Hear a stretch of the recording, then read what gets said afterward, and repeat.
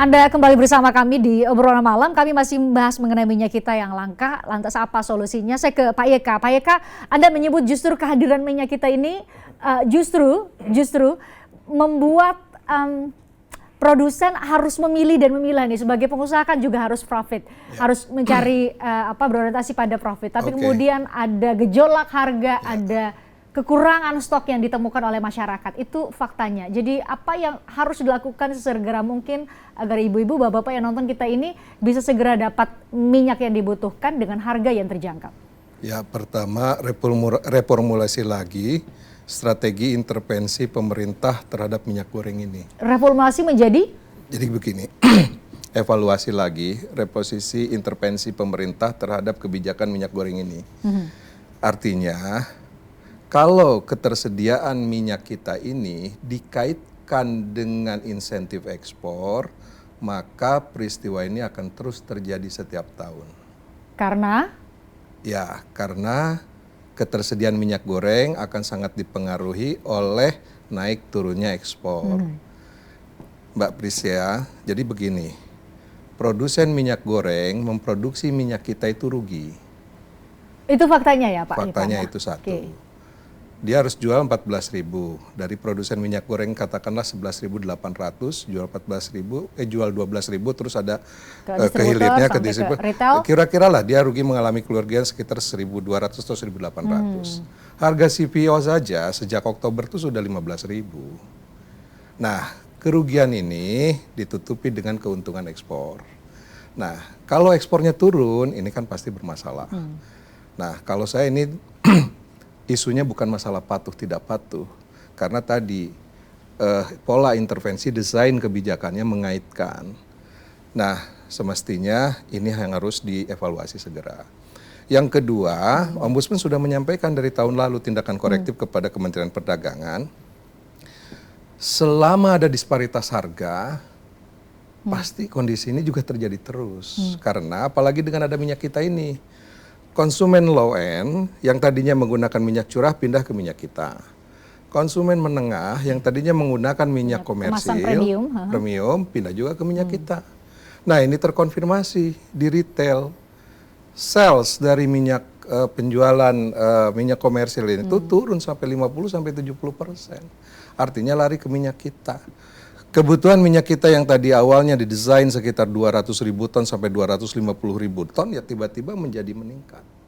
Karena tadi ada perpindahan demand tadi. Terus di satu sisi ini kelangkaan ini kan sudah mulai juga terdeteksi sejak 1 bulan yang lalu awal-awal Januari.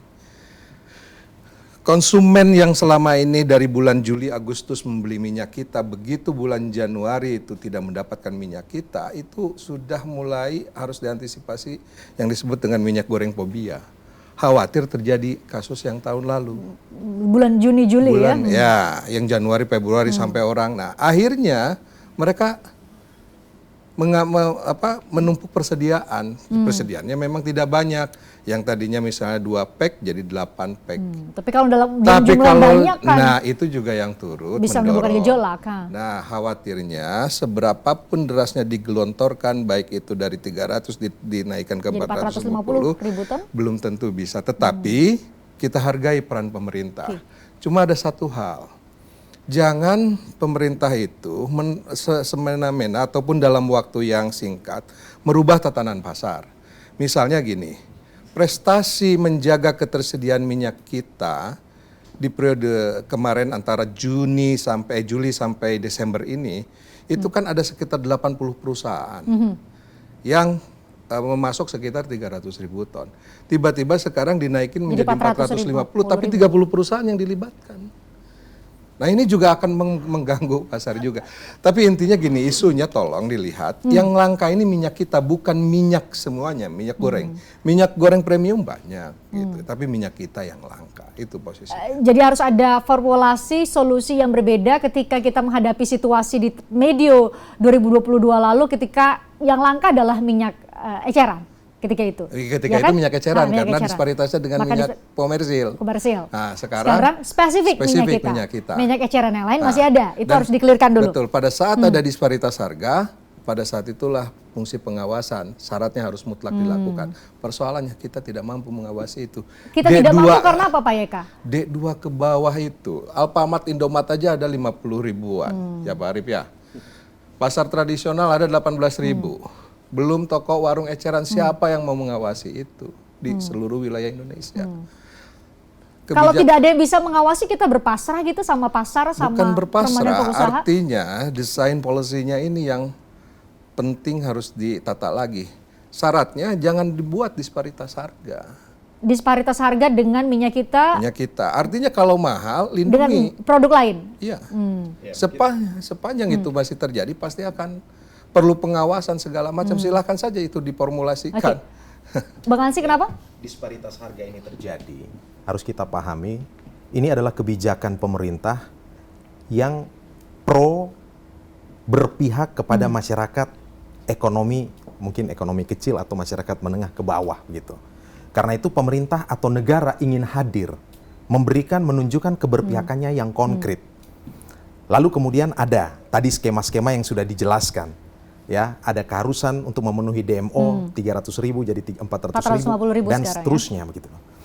Karena ini merupakan kebijakan yang boleh dibilang adalah negara melakukan intervensi sehingga kemudian masyarakat bisa mengakses harga yang relatif murah, maka perspektifnya itu tidak bisa melulu perspektif diserahkan kepada mekanisme pasar. Harus ada intervensi lagi gitu? Yes. Di sisi lain kita tahu bahwa pemain utama di sini ini kan hanya ada beberapa pihak. 30 produsen. Ya kan? Hanya ada beberapa pihak. Ya, yang terjadi mungkin oligopoli sebenarnya. Kan ini begitu. seperti temuan KPPU. Dan negara, ya kalau saya baca-baca saya ingat lagi itu ada namanya filsuf namanya Thomas Hobbes. Dia melahirkan konsep Leviathan, konsep negara. Konsep ini lahir karena apa? Karena ada bellum omnium contra omnes. Perang semua melawan semua. Dalam konteks ekonomi pun terjadi seperti itu. Tetapi karena negara ini diberikan dominasi, diberikan otoritas dan kewenangan, negara harus bisa ngatur.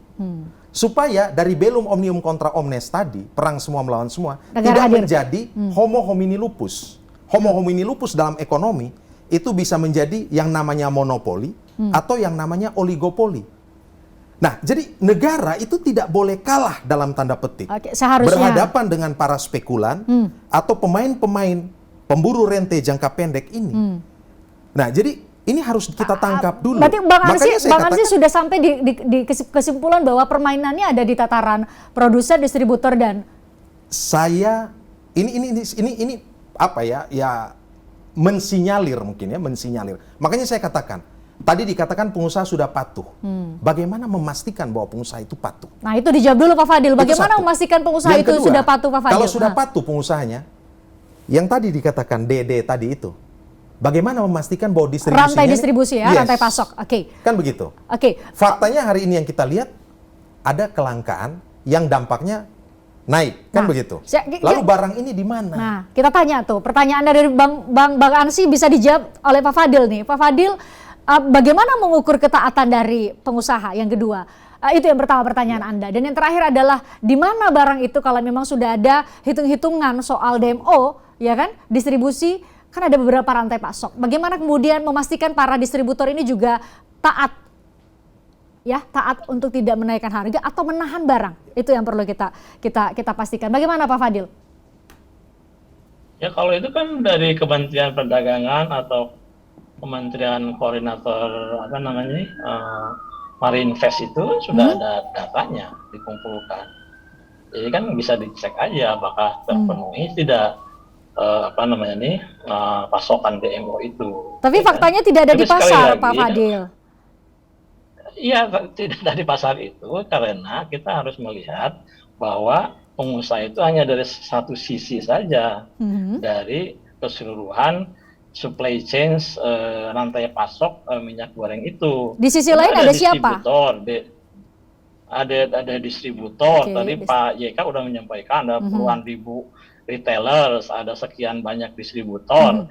Kan itu bukan tanggung jawab daripada pengusaha, ya karena itu silahkan juga dicek di Kementerian Perdagangan, namanya Satgas ataupun apapun namanya. Nah, sekarang masalahnya itu sampai sejauh mana kemampuan daripada Satgas itu dalam melakukan pengawasan terhadap keseluruhan rantai pasok itu, gitu kan. Nah, itu satu saya kira kan ya. Kemudian yang kedua, tadi betul apa yang disampaikan oleh Pak YK, saya kira kan.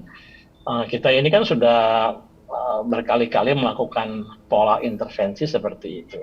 Tetapi selama pemerintah ya tidak memiliki stok yang memadai ya untuk melakukan intervensi terhadap pasar dan hanya mengandalkan jalur distribusi sampai ke retail yang komersial seperti dilakukan oleh swasta, itu akan sangat sukar untuk melakukan stabilisasi itu. Nah kan kita dalam ekonomi itu sudah belajar ya, kalau misalnya pemerintah atau harga suatu barang ditentukan di bawah daripada equilibrium supply and demand-nya, ya kan, itu bahkan akan terjadi excess demand, ya kan, kelebihan permintaan. Nah, kelebihan permintaan ini kan untuk bisa dikembalikan pada harga sebagaimana diinginkan oleh pemerintah, maka harus ada tambahan pasokan. Nah, siapa yang sekarang ini bertanggung jawab untuk memasok kelebihan permintaan tersebut? Pemerintah nggak punya, ya kita tidak bisa mengandalkan juga dari pihak swasta. Nah, ini ya kan? Jadi betul kata Pak Arief tadi, pemerintah yang harus memiliki cadangan pangan pemerintah ya kan, untuk digunakan melakukan intervensi pasar untuk stabilisasi harga minyak tersebut gitu. Itu yang menjadi pertanyaan. Ya, nah, kemudian yang ketiga, silakan dilanjutkan dulu Pak Fadil. Yang ketiga, saya kira ya, dimanapun juga, ya kan, kalau ada disparitas harga untuk sebuah produk yang katakanlah relatif sama, ya kan, baik kemasannya ataupun kualitasnya atau seterusnya, ya kan, pasti akan terjadi kelangkaan di salah satu brand tersebut, ya kan. Jadi karena memang konsumen itu pasti memilih produk-produk yang relatif harganya itu lebih murah gitu. Ya. Jadi saya kira ya pola intervensi yang dilakukan itu memang betul kata Pak YK itu. Harus dievaluasi apakah ini merupakan instrumen yang terbaik, ya kan. Nah, itu yang saya kira harus kita diskusikan, dan saya memiliki satu usulan lah, ya kan. Selain tadi yang cadangan pemerintah CPP itu, ya? Usulannya itu kembali kepada pola subsidi, saya kira, ya kan. Pola subsidi itu tidak mendistorsi pasar, ya, tidak mendistorsi harga, tetapi bisa melindungi kelompok menengah ke bawah yang memang perlu dilindungi akibat daripada kenaikan harga minyak goreng tersebut. Baik, kita sudah punya 2 poin, reformulasi bentuk atau wujud intervensi negara soal minyak tadi ya Pak YK. Pak YK sebut tadi soal ada reformulasi dan Bapak bilang tadi soal adalah soal CPP. Kita menunggu-nunggu nih, mungkin ibu-ibu nunggu-nunggu ini kira-kira pemerintah atau Kementerian Perdagangan mau ngasih operasi pasar nggak ya? Itu pertanyaannya kan. Ada nggak stoknya tapi? Kenapa Pak YK? Jadi begini, kalau mau pengen cepat sekarang dengan kondisi tadi yang terbatas itu, silakan aja gelontorkan. Ditambah dengan pengawasan. Kan Satgas Pangan sekarang sudah turun nih. Pengawasan dari D2 ke bawah silahkan. Jadi para distributor nih ya di rantai pasok dari ya? D2 ke bawah ya. Jangan Satgas Pangan ini nongkrongin di produsen ataupun di D1, ini udah clear lah. Tapi D2 ke bawah yang bermasalah nih. Silahkan tongkrongin tuh sambil pengawasan, sambil supply tadi ditambahkan terus. Tentunya juga dengan pola seperti ini kan pengusaha menanyakan insentifnya apa. Oke, insentifnya adalah ekspor. Tapi kan ekspor sekarang sedang mengalami penurunan sekitar 20%. Lalu solusinya apa? Ya udah, insentif ekspor itu di-freeze dulu aja. Tadi sampai Menko Marves mengatakan bisa didepositkan. Betul, didepositkan. Misalnya, kan ya? ini biasanya problem ini karena menghadapi hari raya. Semua orang memiliki motif dalam melihat kelangkaan ini. Termasuk penyelundupan dan lain-lain. Dan ini biasanya setelah hari raya itu selesai. Jadi itu nanti di-freeze saja sampai ke sana. Nah, Tapi itu untuk jangka pendek. Oke. Jangka panjang tadi CPP ya? CPP, Kita cadangan terus pangan pemerintah. pola subsidi, artinya begini, Chris.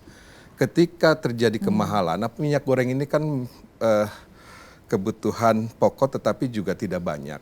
Rata-rata sekitar 8 liter, 8 kilo lah per rumah tangga. Dan ini inelastis harganya juga. Dan kalau kita inelastis itu artinya kalau tidak ada motif kelangkaan, tidak akan ada penambahan konsumsi dalam waktu singkat gitu ya. Artinya apa? Kalau ada kemahalan sesingkat itu pasti ada reaksi entah harga CPO-nya yang tinggi atau segala macam, dan itu pasti akan terkoreksi cepat.